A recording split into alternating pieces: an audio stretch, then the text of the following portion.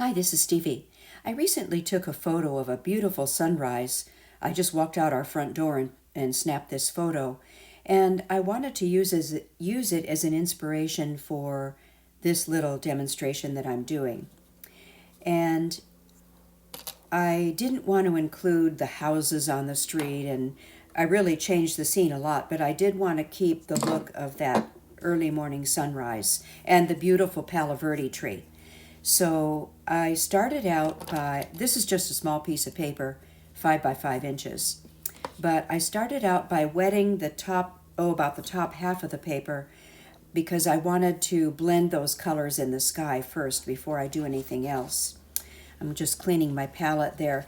I wanted to use nickel azo yellow because that is a transparent color, and the color stays better on the paper than Indian yellow does, in my opinion. Indian yellow tends to fade quite a bit. So I like to use transparent colors. So I started applying the nickel azo yellow onto the wet part of the sky, using my photo as the reference. And you'll see how well that color bleeds, and the colors bleed into each other as I start adding other colors. And that's what I like about wetting the sky first. So just getting that color in, I'm looking at my photo as the reference. That color I'm adding now is transparent orange. That's a color made by Schminke. And again, I like the transparent color. They tend to not get muddy like opaque colors do. And then I see a lot of red in that sky too, or pinkish color, so I'm using permanent rose for that. This might be quinacridone rose, I can't remember, but it's really the same color. So I'm adding in the quin rose or permanent rose in the areas where I see the reddish or pinkish color in the sky. And this is such a small piece of paper, but I had to leave room for the blue color at the top. And now I'm adding that in. That is manganese blue. That would be like cerulean. I don't have cerulean on my palette. I like the manganese a little better. So I'm adding in the manganese blue, and that really blends well with the permanent rose. And I should mention also, if you're going to use yellow in the sky, you need a barrier between the yellow and the blue, or you're going to get green. So that's another purpose of adding that permanent rose, is to create that barrier, because permanent rose will mix really well with blue, but the yellow won't look so well if you do that in the sky. So there's my sky. I think I got a little too much permanent rose there on the left, and I will go back off camera later on and fix that. And I'll show you the final result. I did take time to dry off my paper. You don't see that on camera, but I wanted to make sure the rest of it was dry, because now I'm adding in a line for the mountains. That's the only drawing that I did in this painting, but this will help you to see where I'm going. So I have the mountain line, just correcting the height of the mountain there, so they're not all the same height. And the mountains are in the distance, and it was early morning, so it was very grayish or purplish looking. So I decided to use a purple color, and I mixed my manganese blue with some permanent rose, and it's very thin paint. And the reason I did that is so that you can see that glow of those other colors that I laid down through the purple color. And hopefully you can see that. But I'm just lightly applying that color to the distant mountains. And I kind of wish I had used, this brush I'm using is my Princeton Neptune, which holds a lot of water, probably too much water for what I'm doing. I should have used something like just a synthetic brush like the Princeton Velvet Touch, because now I'm getting blooms. So I had to stop and fix that. It's really hard sometimes to balance the amount of water with the paint that you need. But I can fix that later on as I go too, once it dries. So just continuing on to add some more color to the mountains.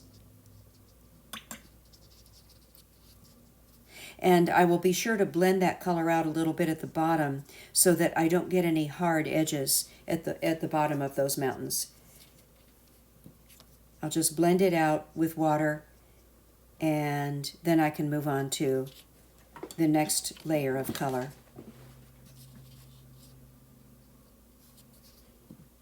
I feel like I'm overworking those mountains at this point, which I don't like to do. I just like to get in and get out, but I was really fiddling with them a lot. Sometimes less is more.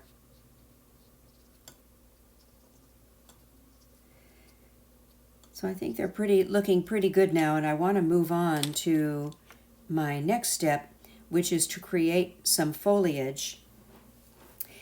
And I picked up, I had squeezed out some fresh color on that smaller palette because I really wanted some intense color for the planes that are closer to us in the painting. And there I was mixing Winsor Blue with raw sienna to get a greenish color. And I thought these might work well for desert foliage. A lot of the raw sienna. You see a lot of this kind of color in the desert. And now I'm still using that Princeton Neptune brush, which holds a lot of water, and I'm purposely doing that here, adding the color. Notice how I'm leaving white space in between those layers of foliage. And there I'm adding, I believe that was some of my transparent orange to that.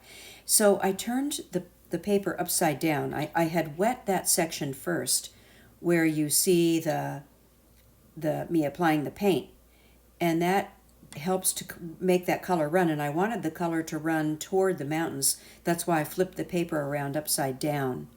And so I just hold it upside down and continue to add those colors into the wet paint. And you can add a little more water if you need to at this point on your brush, which I'm doing, I think, there, because it'll make that color run. And again, it'll make it run upside down, which is what I want. I want that color to bleed down toward those mountains. And I just add in touches of color. I added in some of the yellow, the Nicolezo yellow, some oranges, and more of the Winsor Blue.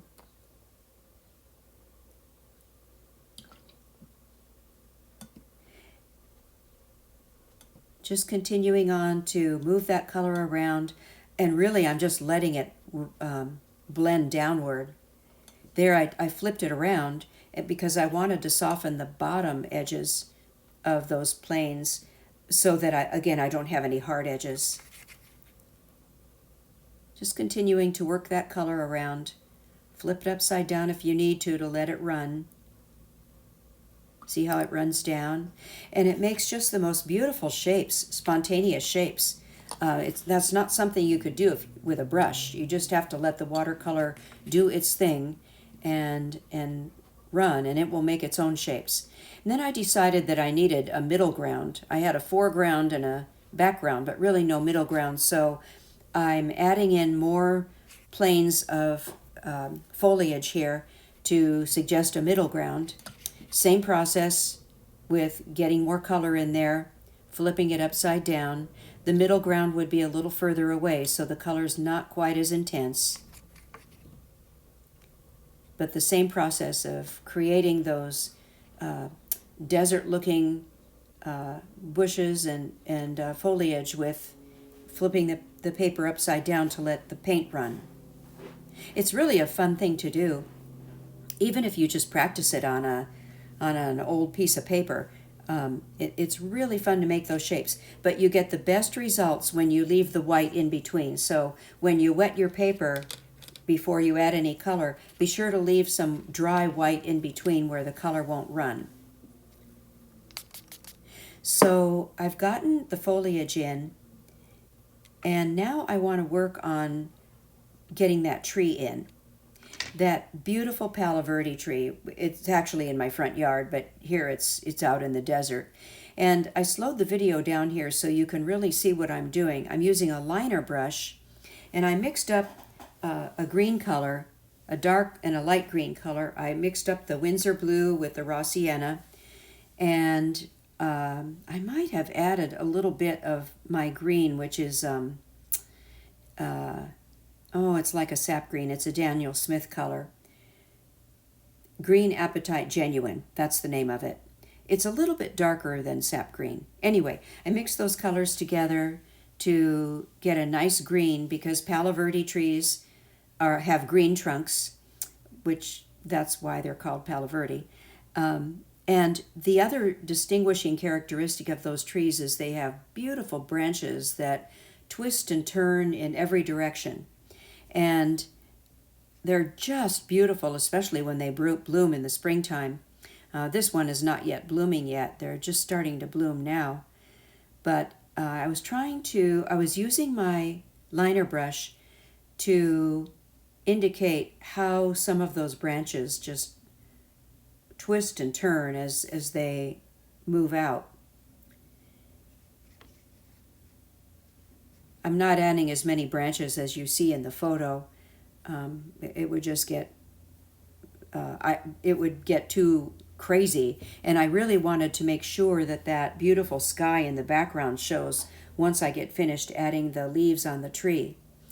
And what I'm doing now is working on the bottom of the tree, it just pulling up some grasses or little bushes and weeds and things that you see in the desert, and again using that liner brush to do that because I like how floppy it is and I can move it around.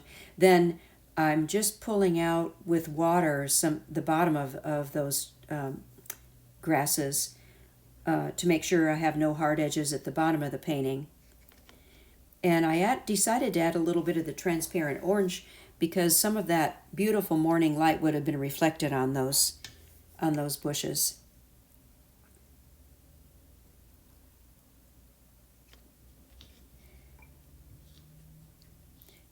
Again, and adding some yellow as well because there's yellow in the sky. And then I'll move on to add the foliage to the tree. And that's what I'm doing here. And I had played around with a few ways to do this, and I decided on this method. So I'm flicking some water. I'm looking at the photo as the reference and then flicking some water on where I plan to put some of the foliage or the leaves on the tree. And Palo Verdes have very distinct looks. The leaves tend to, it looks like it's almost dry brushed the way that they point outward on the tree. And I need to get some dark in there because the tree was dark at this time of the morning, and that'll be a nice contrast against the sky. But I also want to get that shape of that brushy looking shape out on the ends of the leaves. So I'll be thinking about that as I put this color on. And notice I'm still using the liner brush to do this. And I've used this technique before for trees. And if you lay that liner brush down on its side, and you'll see this there is I tend to lay the brush down on its side more as I work toward the outer edges of the foliage. And once the water or the paint on the brush starts to dry off, you'll start to see it has more of a dry brush look.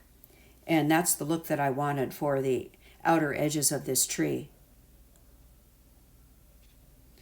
So what I'm doing here is making sure I get enough of the dark color on.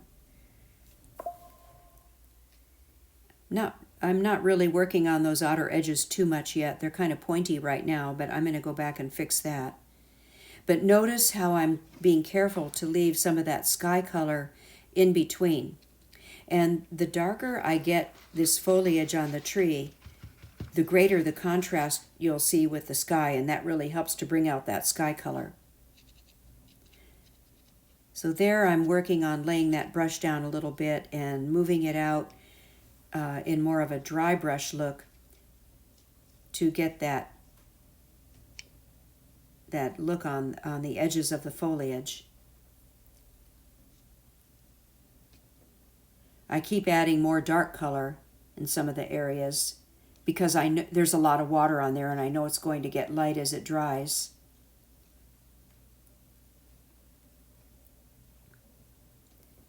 Just continuing to move around. I'm glad I added the water, though, in certain places. That made the color easier to spread. And then as it dries up, I can just lay my brush down and do more of a dry brush effect. Then I decided to add a little bit of the transparent orange to the side of the tree that would be more in the light.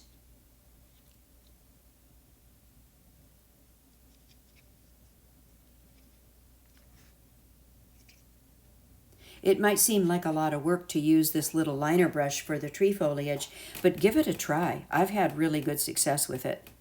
And what happens so often with trees is if you use a bigger brush, you end up making too many leaves or too much foliage, and it kind of overtakes the painting. And I wanted to make sure that didn't happen here.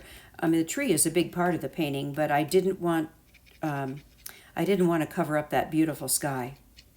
So here we go. I'm working on the outer edges here. Kind of a final touch.